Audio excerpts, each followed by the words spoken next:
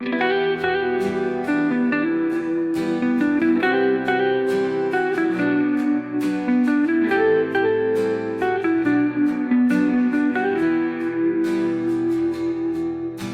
បបដៅ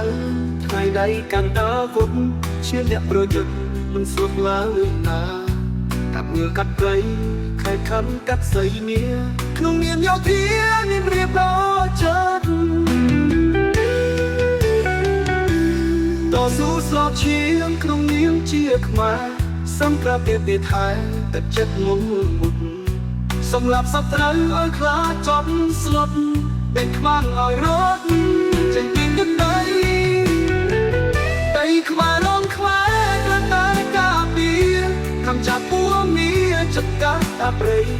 ចោលសៀមឆ្លៀនពៀនចង់ញែកបរិយចិត្តខ្មែរសុខស័យបងជាតាច់រ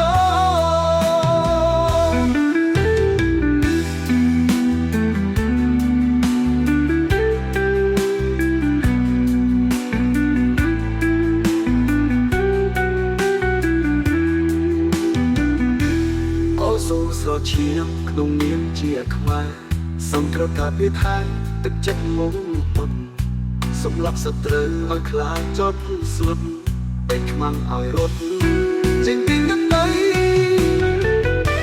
ខ្មែររងខ្មែរត្រូវតែការពារកំចាត់ពួរមានចិត្តកាត់អាព្រៃ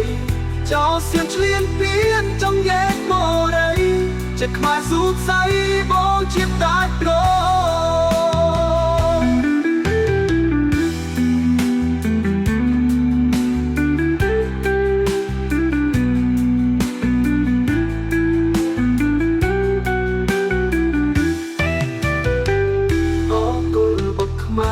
តែសាមគ្គីវិញគ្នាមូលមីសងហ៊ីនដេញចោលខ្មាំងប្រទឹកដីកុំបីអាសងស៊ូឲ្យឈាមហូរមិននៅបាត់ដានដីមករងខ្វែត្រូវតែការពារកំចាត់ពួរមានចិត្តតាំងអាព្រៃចោលសៀមឆ្លៀនពៀនចង់ញែកបរិយចិត្តខ្មែរសុខស័យបងជាតា